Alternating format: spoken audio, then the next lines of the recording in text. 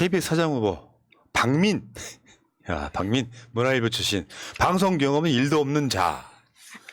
근데요, 얘가 처음에는 병역 1급을 받았대요. 근데 4년 뒤에 면제됐어요. 이게 가능해요? 짜증나. 아니, 그 사이에 건강 상태가 바뀌었을 수 있죠. 예를 들면 원래는 1급이었어. 내가 1급이었거든요. 완벽했어요. 무덤도 없었어요. 그 머리끝부터 발끝까지 완벽했었어요. 그게 1급이 1급. 뭐 아주 잔병이 있으면 모를까. 장애가 있다거나 그러면 군대에 안 가는 건 당연하고요. 그런데 1급을 받은 자가 4년 후에 면제됐다는 거예요. 처음에는 1급을 받았다가 7급으로 재검을 받고 다시 4급을 받아갖고 귀가한 다음에 재검을 받고 면제를 받았어요. 아니 사람 시력도 부동시가 됐다 안 됐다 하는데 뭐 이 정도 가지고 그러세요. 보통 이제 7급 재검이라는 거는 그거예요. 현재는 급수를 줄 수 없는 사유가 있는 경우, 예를 들어서 뭐 급성 간염 같은 게 생겨가지고 피 검사할 땐 간 수치가 엄청 높아. 이건 시간 좀 지나면 좋아질 수 있잖아요. 좋아질 수 있으니까 우선 7급 주고 다시 재검을 하는 거예요. 근데 재검을 하는데 1급에서 4급이 됐다는 거는 중간에 정말 중요한 건강상의 이벤트가 있다는 거거든요. 뭐 부동시가 돼버렸다든지 아니면 뭐 갑자기 허리 디스크 한 3개 반바지 생겼다든지. 그렇죠. 뭐 탈모가 생겼다든지 탈모요? 아무튼 뭐 그런 경우에 생기는 건데 사실 석열치는 않죠. 불가능한 건 아닌데 왜 아니 혀 짧다고 너무하시네. 진짜 이상하게 석열치가 않아. 아니 석열치 않죠. 왜 그러지? 아니 근데 이게 1급 처음에 이제 검사 받고 재검 받고 3검까지 받잖아요. 그리고 끝내 면제를 얻어냈다는 거는 이건 의지를 가지고 끝까지 밀어붙인 결과라고밖에 볼 수 없는 거예요. 진짜 군대 가기 싫어서 나는 최선을 다했다. 그러니까 어쨌건 끼리끼리 논다. 그 윤석열이가 박민 KBS 사장 후보자 인사청문 요청은 제가 했는데 이거 제가 할 때 이야기했잖아요. 전 KBS 사장 지금 뭐 가처분 걸렸다. 해임 가처분. 오늘 나왔는데 기각됐어요. 그러니까 뭐 예정대로 가고 있긴 하죠. 뭐 법원을 전적으로 믿고 있는 것도 아니고. 근데 유유상종. 석열치하는 유유상종. 윤석열 병역 면제 사유 부동시 허위 가능성 높아. 이건 우리가 다 아시다시피 윤석열은 시력이 좋았다 나빠 좋아 그냥 한마디만 얘기해 줄게요. 뭐 앞에 의사 선생님 계시지만 시력이 어느 날 갑자기 나빠졌다가 좋아지는 건 사실상 불가능에 가까워. 윤석열은 근데 필요할 때만 시력이 나빠지면서 양쪽 시력이 엄청난 차이를 보이는 부동시로 면제를 받은 자야. 그럼 검증 안 하냐? 그거 물어보고 싶은 거예요. 네가 이런 문제가 걸렸으면 박민희는 군대를 갔다 왔는지 안 갔다 왔는지 검증 안 하냐고. 진짜 저 표를 보시면은 2019년 6월하고 7월 한 달 사이에 시력 차이가 엄청나게 나거든요. 제가 최근에 저도 사실은 부동시예요. 근데 최근에 더 한쪽 눈이 더 나빠진 것 같아가지고 가서 다시 안경을 맞추려고 갔더니 선생님이 뭐라 그러냐면 똑같은데? 이렇게 말을 하는 거예요. 그러니까 본인이 느끼는 거랑 확실하게 다른 건데 이거는 그냥 검사를 했는데도 수치가 이 정도로 나왔다는 거는 왜 그때도 막 여러 가지 방법 이야기했잖아요. 눈을 막 비빈다거나 일시적으로 눈이 나빠지는 뭐 안약을 넣는다거나 이런 방법들이 있다. 공유되는 것들이 충분히 의심받을 만한 상황이라는 거죠. 군면제 받을 때하고 인사 검증할 때만 나빠지는 이 시력 차이. 야. 자, 어쨌건 유유상종이라는 말씀드리고 어저께 이 국정감사에서 이제 정청래 의원이 하나 터뜨린 게 하나 있었죠. 대박. 김건희 옆에 한세 실업 부회장은 왜 앉았습니까? 하는 거 있잖아요. 김건희 옆에 앉은 이 사람은 누구죠? 요게 어제 국정감사를 출렁이겠던 그 사진이었고요. 실제로 이 김한세라고 하는 한세 실업의 이름이 뭐더라? 김동영의 아들 김석환. 그러니까 간단히 말하면 김동영이 김익환. 그러니까 지금 대통령 비서실장 김대기의 친구의 아들인 거예요. 네. 제가 진짜 놀랐던 게 김대기가 이렇게 스펙이 좋은 사람인 줄 몰랐어요. 그러니까 뭐 경기고 나와서 서울대 나와서 그 와튼스쿨까지 나왔는데 이 모든 학력이 김동영 한세그룹 회장과 똑같다는 겁니다. 완전 개절친인 거지. 진짜 절친이라는 거죠.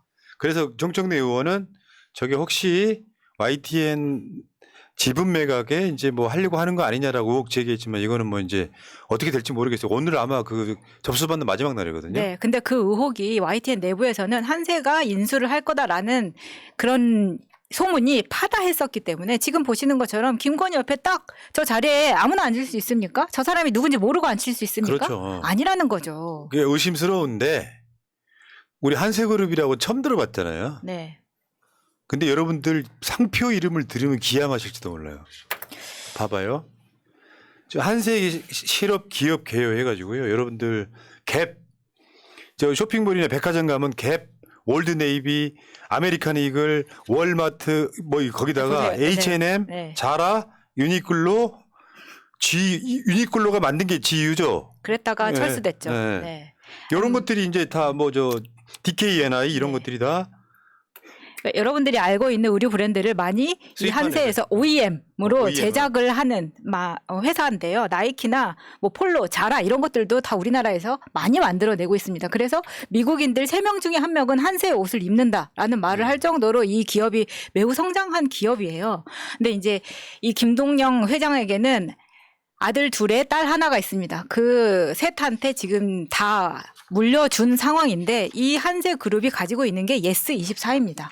찾아보니까 지난번 그 6월에 국제도서전에 김건희가 나갔을 때도 여기 예스24 관련해서 이렇게 다 있더라고요. 그러니까 만나는 그 장소나 이렇게 배치하는 사람이 그냥 하는 게 아니다라는 거를 다시 한번 느꼈고 우리가 요즘 그 재벌 드라마 정편에서 많이 하는 것을 보면은 저는 어제 좀 한세그룹에 대해서 취재를 하면서 정말 재밌었던 게 재벌 드라마는 이 한세그룹을 가지고 쓰면 정말 재밌겠구나라는 생각이 드는 게 이 아들 2에 이제 딸 1라고 했잖아요. 그러면 앞에 아들한테는 예스24 장남한테 주고 둘째한테는 의료 공장을 주고 셋째한테는 이제 새로 우리가 알고 있는 TBJ라든가 앤드류 같은 그런 중저가 그 버커루 같은 청바지 브랜드 이런 것들을 가지고 있는데 이게 코로나를 지나면서 세 개 모두 다 나눠준 세 그룹 모두 다 완전 폭망을 한 상황인 거예요. 사실 그래서 YTN을 인수해서 이 사람들이 그 언론에 관한 경력이나 이력이 아무것도 없는 상황에서 전문가가 없는 상황에서 이 사람들이 YTN을 인수해서 뭘 하려고 하는가라는 걱정이 먼저 됐고 그리고 장남이 가장 나이가 많을 거 아닙니까? 근데 며느리가 이제 2이잖아요, 아들이. 근데 장남이 15살 어린 여자애랑 결혼을 했어요. 그러면 둘째 며느리가 얼마나 빡치겠습니까? 그래서 이 둘째 며느리가 예스24 문화재단의 이사장이 됩니다. 그러면 첫째 며느리는 또 빡치지 않겠습니까? 그러니까 이게 지금 지분 구조를 또 위험하다 위험해 오늘. 회장님이 신났구만. 시아버지 회장님이 또 이제 지분을 며느리한테 나눠주고 첫째 며느리한테 좀 더 주고 뭐 이렇게 하면서 이 이야기가 정말 재밌게 돌아가는 그룹이에요. 오늘 뭐 핵심은 아니니까요. 저는 아무 말도 안 했습니다. 그러니까 여기 등장하는 게 핵심 중에 하나가 S24. 얘들이 지금 예를 들면 YTN을 인수하게 된다면 여기에 YNK 미디어라고 갖고 있는 게 있어요. 여러분들 아시는 동아출판, 칼라인터치 이런 것들이 다 연관이 있어요. 그래서 이제 이 사람들이 YTN을 혹시 인수하려고 그러는 거 아니냐라는 의혹이었고요. 문제는 이게 중요해요. YTN이 사실은 공영방송이거든요. 제가 다시 한번 말씀드리면 원래 연합통신이 만든 채널이 YTN이에요. 연합통신 뉴스가 YTN의 줄말이야 원래 줄임말이요. 근데 나중에 그게 떨어져 나갑니다. 다른 법인이 돼요. 그러니까 그 연합통신이 연합뉴스로 이름 바꾸면서 자신들의 방송 채널을 다시 만든 거예요. 그게 연합뉴스 TV야. 사실 뿌리는 똑같단 말이죠. 근데 둘 다 국고가 보조되는 채널이었단 말이에요. 나중에 이제 그게 이제 매각을 하는데 지금 YTN 지분을 매각하는데 일단 지분 한번 보여주세요. YTN 지분 구조가 지금 저렇게 돼 있어요. 그중에 한전과 한국마사회는 지금 완벽하게 지금 정부 것이잖아요. 요거를 팔아버리면서 사실 YTN을 통으로 먹는 상태인데 한전 KDN 지분이 있고 한국마사회 지분이 있잖아요. 가장 큰 주주는 소액주주들이에요. 나머지는 이 중에 나머지 이제 뭐 미래에셋이나 우리은행이나 한국인삼공사 포함해도 한국 KDN 지분이 제일 커요. 그러면 이거를 이제 매각할 때 지금 매각에 등장하는 이제 회사가 하나 3일 회계법인이라고 있죠. 얘네들이 이걸 맡은 것도 의혹이 있고요. 왜 얘네들이 여기 이거 매각하는데 3일 회계법인이 등장했느냐는 의혹도 있고. 근데 한전 KDN 지분하고 한국 마사이 지분을 따로 팔면 얻는 이득이 훨씬 커요. 근데 지금 통으로 묶었어. 왜? 얘들이 한꺼번에 묶어지면 완벽하게 저걸 묶으면 소액주주보다 지분이 조금 더 많아집니다. 그러면 완벽하게 지배구조에서 우위에 설 수가 있는 거예요. 네. 그렇다 보니까 이거를 가져가기 위해서 지금 의혹이 그거예요. 한전 KDN과 한국 마사이를 같이 팔려고 하는 건 사실상 배임이다. 누군가에 몰아주게 하려고 하고 있다. YTN이요. 여러분 유튜브 가시면은 방송사 중에 구독자가 제일 많습니다. 왜?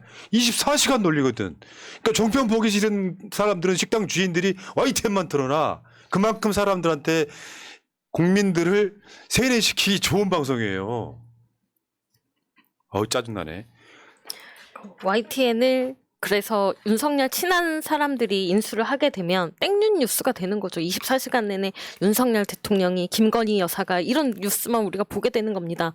우리가 기본적으로 생각을 해도 어떻게 매각을 할 때 다 따로따로 팔아야 더 이득을 얻을 수 있는데 이걸 한 번에 팝니까? 어느 누가 바보처럼. 지금 다 알고 있어요. YTN 노조 엄청 반발하고 있습니다. 지금 이게 불법이다 사실은. 그래가지고 24시간 용산편 방송 공작하고 있다 지금. 맞죠? 그러니까 윤석열의 멘탈이 그런 거죠. 이동관을 내려보내는 게 이동관 방통위원장이 저거 허가권을 갖고 있거든요. 여기 지금 속전속결로 엄청 빠르게 밀어붙이고 있거든. 왜? 총선 전에 YTN을 팔아 넘겨야 여론 만드는 데 중요할 거 아니에요. 윤석열 생각이 뭐냐고. 난 잘하고 있는데 방송이 못해서. 근데 24시간 방송한 채널이 만약에 친윤 방송으로 돌아서면 맨날 칭송할 거 아니야. 순방비가 666억이라는 이야기는 안 하고 나가서 정말 역대급 외교 뭐 한다 그러면서 뭐 기네스북 기록을 세웠다. 이렇게 열심히 외교하는 대통령은 없다. 국무회의 중에 커피를 흘렸다 같은 이야기 할 거 아니냐고요. 선거용으로 빨리 진행하는 거예요. 지금 이게. 근데 이거 아무리 봐도 이게 가능하냐라는 생각이 계속 드는 일입니다. 아니 가능한 것도 있고 이거 개삽질이에요 사실. 왜요? 예를 들어서 그냥 최악의 시나리오를 상정을 해보자고요. 그래갖고 연합이 YTN이 하루 종일 친윤 방송을 한다고 생각해봐요. 그래갖고 YTN이 세뇌에 선두지어서 그러면요 그 상황을 조선 중화 동아인이 좋아할까요? 내부적으로 이렇게 권력이라는 게 어느 한쪽에다가 치우쳐준다고 해서 자기네들이 원하는 효과가 무조건 나오는 거 아니에요. 지금 이 상황에서 조선일보는 TV조선은 자기들한테 광고비 55% 늘었다고 지금 목에 힘주면서 우리가 역시 짱이야 이러고 있는데 그 상황에서 한쪽에 또 기운 몰아진다? 그러면 TV조선이나 채널A나 JTBC 같은 경우 오히려 또 역으로 돌아설 수밖에 없어요. 이해관계나 이권관계 그거거든요. 아니 이제 그 분석은 나중에 하셔도 아니, 그러니까, 되고요. 예. 잘못되어 있는 어떤 그쵸. 정의에 대한 부분을 심각한 먼저 거죠. 하셔야지. YTN은 왜냐하면 공영방송이기 때문에 어떤 한 사람이 이거를 주물럭거린다는 것도 안 될 뿐만 아니라 국가의 세금이 어마어마하게 들어갔던 방송에 국가 기관 방송 같은 데예요. 국가 기관 방송 같은 데인데 여기에 어떤 특정한 세력이라든지 권력이 들어와가지고 이거를 마음대로 파니 안 파니 하는 것 자체가 사실 비극인 거죠. 이게 가능하다는 것도 비극이고 이게 이만큼 진행이 가능하다는 것도 비극인 거죠. 원래 우리 모토가 뭐였어요? YTN 우리가 사겠다. 아 이제 살 수 있는 방법이 열렸으니까. 열렸어요. 지금부터 지분 모집해야 돼. 제가 한세그룹 좀 공문 넣을게요. 아니 오늘 마감이라니까. 이 오늘 마감이야 지금 내가 봤을 때 30분밖에 안 남았어. 빨리 하고 오세요. 근데 아니 갖고 있는 걸 개털이라서 이게 안 되네. 아이고. 근데 정말 우리가 놀라운 거는 너무 당연하게 생각하고 있는 거. 김건희 옆에 앉았다고 해서 이 사람이 YTN을 인수할 거다라는 거를 당연하게 받아들이고 있다는 거. 전 이게 놀랍습니다. 그렇죠. 놀라운 우리는 거죠. 김건희를 뽑은 적이 없어요. 근데 김건희가 국정을 운영하고 있다라고 모두가 믿고 있는 이 현실, 이게 바로 탄핵 사유입니다. 이를테면 공영방송이 되면 KBS 이사회나 박문진처럼 그나마 통제장치가 있는데 민영화가 되면 그게 사라집니다. 그러면 통제하기가 쉬워요. 대표적인 방송이 SBS 아닙니까? SBS가 민영방송이다 보니까 실제로 권력에 굉장히 취약해요. 그러니까 눈치 보면서 알아서 키워요. 이제 그게 언론의 문제인 것 같고요. 국민의 세금으로 만들어진 방송을 결국은 민영화하겠다라고 하는 그 의도 속에는 결국 친윤 방송, 권력에 아부하는 방송, 이런 방송 만들겠다 이런 건데요. 솔직히 말씀드리면 그 전 YTN도 24시간 뉴스 한 뭐 합니까? 열심히 하는 게 별로 없는데 그렇죠. 진짜 중요한 건 단신 처리하거나 보도를 안 하거나 그리고 따지고 보면 YTN이 그다지 어디 쪽에 친화적인 방송도 아니긴 아. 했어요. 그리고 뉴스 분석은 제가 날마다 하고 있다고 이야기 드렸잖아요. 진짜 보도는 연합뉴스가 더 좋아요. 오히려 차라리 색깔 딱 빼고 진짜 필요한 뉴스를 딱딱 만드는데 연합뉴스가 제가 봤을 때는 연합뉴스 TV가 YTN보다 더 뉴스 낫다. 전 그렇게 보는 사람인데 어찌됐건 못 가져가게 해야죠. 일단 지켜봅시다. 일단 이 이야기는 여기까지.